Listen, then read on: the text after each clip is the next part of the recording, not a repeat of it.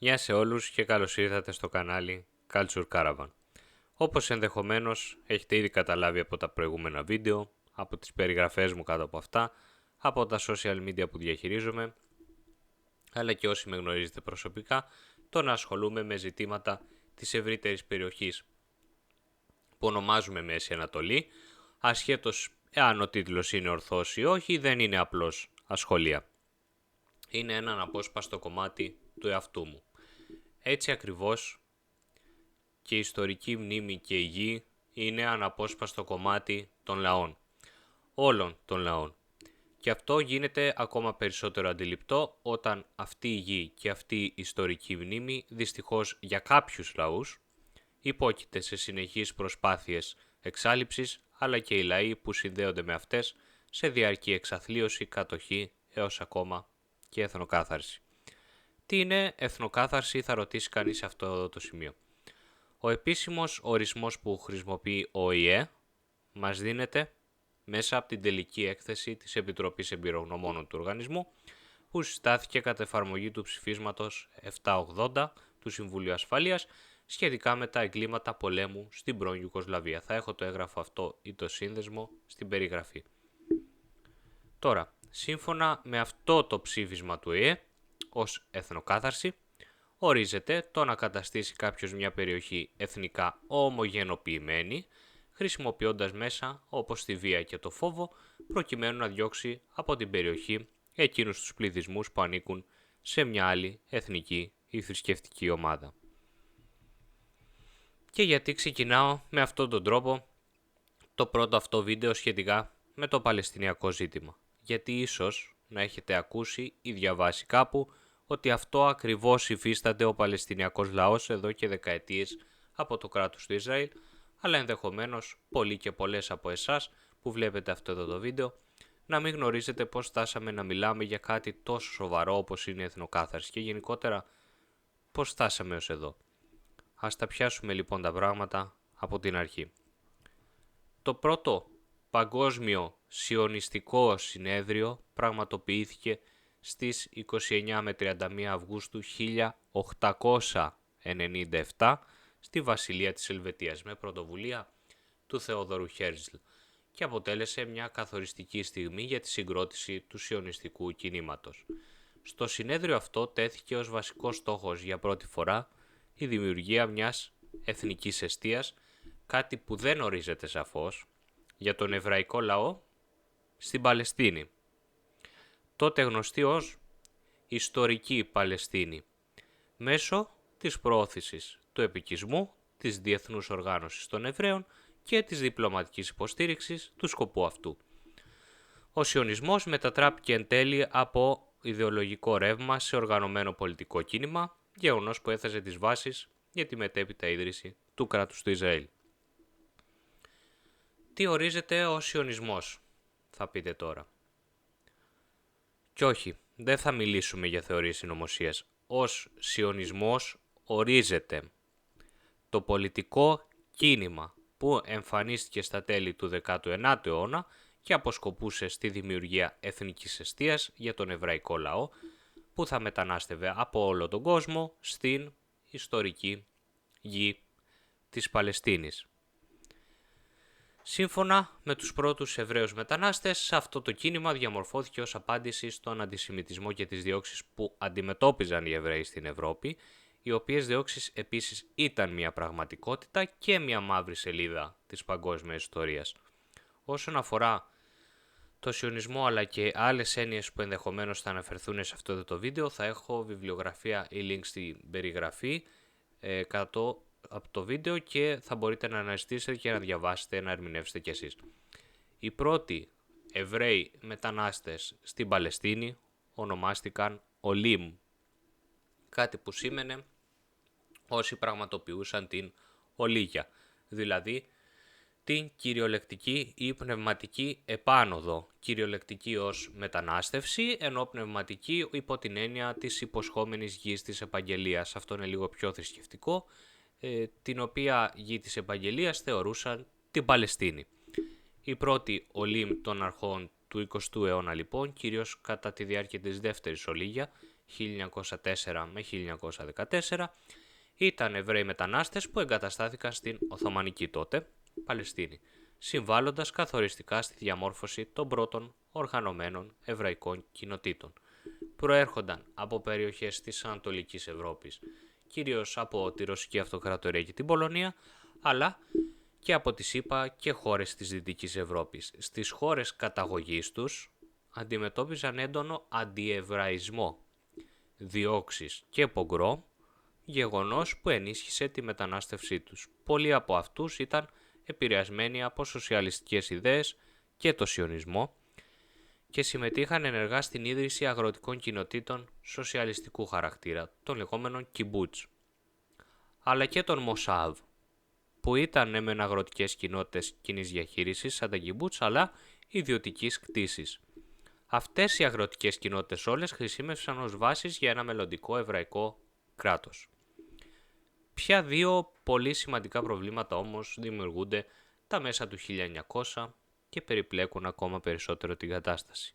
Η Οθωμανική Αυτοκρατορία χάνει σιγά σιγά εδάφη και σταδιακά κατακαιρματίζεται. Στα πλαίσια της Οθωμανικής Αυτοκρατορίας όμως δεν υπήρχε σύγχρονη έννοια του έθνους, πόσο μάλλον του έθνους κράτους. Επομένως, δεν αναγνωριζόταν ως τότε έθνη όπως το ελληνικό, το παλαιστινιακό, το αρμενικό κτλ. Οι υπήκοοι της Οθωμανικής Αυτοκρατορίας νοούταν ως Οθωμανοί. Αυτό ακριβώς το γεγονός χρησιμοποιήθηκε από την πλευρά των σιωνιστών Εβραίων τότε ως επιχείρημα, δήθεν το ότι πάντα σύμφωνα με αυτούς δεν υπήρχε παλαιστινιακό έθνος ή λαός ποτέ. Ήρθε σε αυτό να συμβάλλει ο ρόλος των λεγόμενων μεγάλων αποικιοκρατικών δυνάμεων της εποχής Μεγάλης Βρετανίας και Γαλλίας και συγκεκριμένα ο διαχωρισμός των εδαφών της περιοχής σε βρετανικά και γαλλικά εδάφη, σύμφωνα με τη μυστική διπλωματική συμφωνία Σάικς-Πικό του 1916. Η συμφωνία αυτή αφορούσε ουσιαστικά τη διανομή των αραβικών εδαφών της Οθωμανικής Αυτοκρατορίας μετά τον Πρώτο Παγκόσμιο Πόλεμο. Προβλέπονταν σε αυτή τη συμφωνία η δημιουργία ζωνών ελέγχου. Η Γαλλία θα αποκτούσε έλεγχο στη Συρία και το Λίβανο, ενώ η Μεγάλη Βρετανία θα αποκτούσε τον έλεγχο της Μεσοποταμίας, σημερινό Ιράκ, της Ιορδανίας, αλλά και σε τμήματα της Παλαιστίνης. Η Παλαιστίνη ωστόσο προβλέπονταν θεωρητικά να τεθεί υπό διεθνή διοίκηση λόγω της ιδιαίτερης σημασίας της τόσο για τις τρεις μεγάλες θρησκείες όσο και για τις διάφορες κοινότητες που κατοικούσαν και κατοικούν εκεί. Η Συμφωνία Σάικς-Πικό επέβαλε τη διαμόρφωση των σύγχρονων συνόρων στη Μέση Ανατολή και αποτέλεσε σημείο έντονης αντιπαράθεσης καθώς αγνοούσε τις προσδοκίες όλων των αραβικών πληθυσμών για ανεξαρτησία. Σε κάθε περίπτωση, τότε υπήρχε ακόμα συντριπτική ανισορροπία μεταξύ Αράβων και Εβραίων στην περιοχή. Συγκεκριμένα, 9 στους 10 κατοίκους της Παλαιστίνης ήταν Άραβες. Λίγο αργότερα, το 1917, η διακήρυξη Μπαλφούρ έκανε τη Βρετανία να υποστηρίξει τη δημιουργία μιας εθνικής εστίας για τους Εβραίους στην Παλαιστίνη, ενώ παράλληλα είχαν δοθεί υποσχέσεις ανεξαρτησίας και στους Άραβες. Πάλι, σχετικά με την έννοια εθνική εστία, είναι κάτι που δεν ορίζεται σαφώς, ούτε υπάρχει σαν έννοια στη διεθνή βιβλιογραφία έως τότε, ή πρακτική γενικότερα έως και σήμερα. Είτε κάτι αποτελεί κράτος σύμφωνα με τα κριτήρια που ορίζονται από τον ΟΗΕ, είτε δεν αποτελεί. Πάντως, σε κάθε περίπτωση για το Ισραήλ έγιναν διαφορετικά τα πράγματα. Μετά τον Πρώτο Παγκόσμιο Πόλεμο, η Παλαιστίνη τέθηκε υπό Βρετανική διοίκηση μέσω της Βρετανικής Εντολής για την Παλαιστίνη, όπως ονομάστηκε. Κατά τη διάρκεια του Μεσοπολέμου αυξήθηκε σημαντικά η παράνομη, θα λέγαμε σήμερα, εβραϊκή μετανάστευση ή ολίγια που αναφέραμε στην αρχή, γεγονός που ενέτεινε τις εντάσεις με τον τόπιο αραβικό πληθυσμό και οδήγησε σε συγκρούσεις. Λίγο αργότερα, στο ολοκαύτωμα κατά το Β' Παγκόσμιο Πόλεμο, εκτιμάται ότι περίπου 6 εκατομμύρια Εβραίοι σκοτώθηκαν από τους Ναζί και τους συνεργάτες τους σε στρατόπεδα συγκέντρωσης, γκέτο και μαζικές εκτελέσεις. Αυτός ο αριθμός αντιπροσωπεύει περίπου τα 2 τρίτα του εβραϊκού πληθυσμού που διέμεναν στην Ευρώπη πριν από τον πόλεμο. Και κάτι άλλο όμως αντιπροσωπεύει. Αντιπροσωπεύει επίσης το σκληρό πρόσωπο του εθνικισμού, του ρατσισμού και του ναζισμού που οδηγεί τον κόσμο σε τέτοιες φρικαλαιότητες και δολοφονίες. Ακριβώς γιατί αυτές είναι οι βάσεις των ιδεολογιών αυτών και μοχλεύονται για τα συμφέροντα όπως πάντα λίγων ισχυρών ανθρώπων στον κόσμο. Μετά το Β' Παγκόσμιο Πόλεμο και το Ολοκαύτωμα, η διεθνής υποστήριξη για την ίδρυση ενός νεοφυούς εβραϊκού κράτους ενισχύθηκε. Το 1947 ο Οργανισμός Ηνωμένων Εθνών προτείνει τη διαίρεση της Παλαιστίνης σε δύο κράτη, ένα εβραϊκό και ένα αραβικό. Το σχέδιο για τη διαίρεση της Παλαιστίνης έγινε αποδεκτό από τους Εβραίους, αλλά απορρίφθηκε από τους Άραβες. Τελικά, το 1948 στις 14 Μαΐου ανακηρύχθηκε το κράτος του Ισραήλ. Υπό το λόγο του πρώτου πρωθυπουργού του, Νταβίτ Μπεν-Γκουριόν, γεγονός που οδήγησε άμεσα σε πόλεμο με τα γειτονικά αραβικά κράτη και διαμόρφωσε τη σύγχρονη και διαχρονική σύγκρουση στην περιοχή. Από αυτό το σημείο και έπειτα μιλάμε πλέον για Ισραηλινούς Εβραίους, τότε, τώρα όχι μόνο, πολίτες του νέου κράτους του Ισραήλ, και απ' την άλλη μιλάμε και για Παλαιστίνιους, Χριστιανούς και Μουσουλμάνους Άραβες, γηγενείς της ιστορικής γης της Παλαιστίνης. Τελειώνει όμως εδώ η ιστορία μας? Το ακριβώς αντίθετο. Εδώ ξεκινάνε τα ακόμα μεγαλύτερα προβλήματα για τους Παλαιστίνιους. Ο πρώτος Αραβο-Ισραηλινός πόλεμος ξέσπασε αμέσως μετά τη διακήρυξη ανεξαρτησίας του Ισραήλ στις 14 Μαΐου 1948 και κράτησε έως το 1949. Από τη μία πλευρά, το νέο κράτος του Ισραήλ, υποστηριζόμενο κυρίως από Εβραίους μετανάστες, εθελοντές, αλλά και μυστικές υπηρεσίες όπως τις Χαγκανά, Ιργούν, Στέρν, εφοδιασμένες με εκπαίδευση και οπλισμό από τη ΣΥΠΑ και Μεγάλη Βρετανία, και όλοι αυτοί αμυνόταν υπέρ των διεκδικήσεών τους στα εδάφη και του νέου κράτους που ίδρυσαν. Αντίπαλοι αυτών βρέθηκαν να είναι 5 επιτιθέμενα γειτονικά αραβικά κράτη. Ήτι η Αίγυπτος, η Ορδανία, η Συρία, ο Λίβανος και το Ιράκ, αλλά και ντόπιοι Παλαιστίνοι που ήταν αρκετά γενναίοι για να αντισταθούν, αυτοί ακόμα και χωρίς οργανωμένο τακτικό στρατό. Το Ισραήλ, παρά τις προβλέψεις για το αντίθετο, νίκησε και μάλιστα πανηγυρικά και επεκτάθηκε πέρα από τα όρια που είχε ορίσει το σχέδιο διαμερισμού του ΟΗΕ για τα εδάφη, ενώ η Δυτική Όχθη πέρασε υπό την κυριαρχία της Ιορδανίας και η Λωρίδα της Γάζας υπό Αιγυπτιακή διοίκηση. Η απρόσμενη αυτή αραβική ήττα έμεινε γνωστή στους Παλαιστίνιους αλλά και ευρύτερα τους Άραβες ως η Νάκμπα, δηλαδή η καταστροφή. Το Ισραήλ κατέραβε περίπου το 78% της Παλαιστινιακής γης που προοριζόταν για 2 ξεχωριστά κράτη, ένα για τους Εβραίους και ένα για τους Άραβες. Ως αποτέλεσμα, τουλάχιστον 700.000 Παλαιστίνοι εγκατέλειψαν τη γη τους ή εκδιώχθηκαν από τα σπίτια τους. Οι Παλαιστίνοι πρόσφυγες κατέφυγαν κυρίως στη Λωρίδα της Γάζας, τη Δυτική Όχθη και σε χώρες όπως η Συρία, ο Λίβανος και η Ορδανία. Οι περισσότεροι δεν επέστρεψαν ποτέ. Και το ζήτημα των Παλαιστινίων προσφύγων παραμένει μέχρι σήμερα σημαντικό, επίκαιρο και άλυτο. Δόθηκαν απλόχερα στους Εβραίους μετανάστες, έκτοτε γνωστούς ως Ισραηλινούς, ως μια εθνική εστία, ενώ ο Παλαιστινιακός λαός, ανέκαθεν γηγενής στην ιστορική γη της Παλαιστίνης, παραμένει για πολλούς λόγους, ακόμα μέχρι και σήμερα, ένας λαός χωρίς κράτος. Παρά μόνο με ιστορική μνήμη για τη γη του. Ήρθε η ώρα όμως να κλείσουμε το βίντεο αυτό και οφείλω να προσθέσω σε αυτό το σημείο κάποια τελευταία λόγια. Σήμερα ασχοληθήκαμε κυρίως με το πώς φτάσαμε από το πρώτο παγκόσμιο σιωνιστικό συνέδριο του 1897 στην μονομερή διακήρυξη ίδρυση του κράτους του Ισραήλ το 1948 και την επακόλουθη εκδίωξη των Παλαιστινίων από τη γη τους. Το βίντεο αυτό αφορούσε καθαρά τα ιστορικά γεγονότα εντός αυτού του συγκεκριμένου χρονικού πλαισίου και δεν ήθελα σε καμία περίπτωση να συμπεριλάβω μεταγενέστερους παράγοντες που διατηρούν τη διαχρονική αυτή δυσχερή κατάσταση για την Παλαιστίνη. Αυτό ενδεχομένως να πραγματοποιηθεί σε κάποιο άλλο μελλοντικό βίντεο. Το άλλο που οφείλω επίσης να πω είναι το εξής.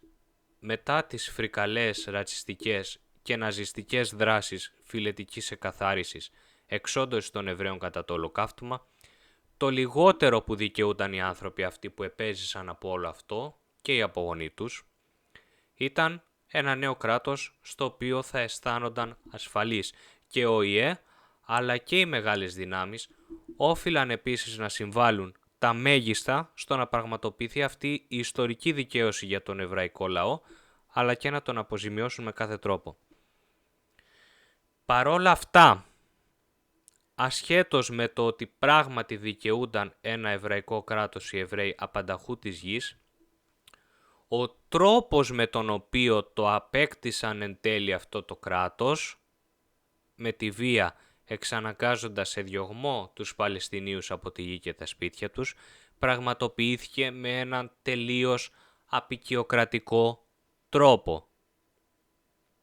Ακριβώς όπως λειτουργούσαν οι λεγόμενες μεγάλες δυνάμεις απέναντι σε όλες τις νέες αποικίες που κατακτούσαν και ονόμαζαν δικές τους. Ναι, έπρεπε να δημιουργηθεί με κάθε νόμιμο τρόπο ένα νέο εβραϊκό κράτος, όχι όμως με αυτόν τον τρόπο. Και σίγουρα δεν έπρεπε να συνεχίζεται αυτός ο κύκλος βίας και επικισμοί μέχρι και σήμερα, περίπου 80 χρόνια μετά. Και δυστυχώς δεν φαίνεται να σταματάει σύντομα. Έχοντας αναφέρει όλα τα παραπάνω σήμερα, καταρρίψαμε παράλληλα και ένα συχνό μύθο που διαδίδεται γύρω από το Παλαιστινιακό ότι οι Άραβες, Παλαιστίνοι και οι Εβραίοι πολεμάνε για χιλιάδες χρόνια. Όχι. Η αφετηρία των σοβαρότερων δεινών των Παλαιστινίων, αλλά ίσως και όλων των προβλημάτων της Μέσης Ανατολής που ακολούθησαν έκτοτε, συγγνώμη, αλλά έχει συγκεκριμένη ημερομηνία, ίσως ακόμα και ώρα. Συγκεκριμένα, ξανά, 14 Μαΐου 1948. Ελπίζω να ελπίζετε και εσείς, αλλά και να δράσουμε όλοι μας προς αυτή την κατεύθυνση, να έχει και ο τερματισμός όλων αυτών των προβλημάτων συγκεκριμένη ημερομηνία. Δεν το πιστεύω. Ναι. Αλλά αν δεν ελπίζουμε και δεν προσπαθούμε, τότε σίγουρα όλοι θα έχουμε χάσει. Και το χάσιμο αυτό είναι σοβαρό. Ο Παλαιστινιακός, ο κάθε Αραβικός, ο κάθε Εβραϊκός, αλλά και κάθε λαός δεν αποτελείται από νούμερα και στατιστικές. Αποτελείται από ανθρώπους.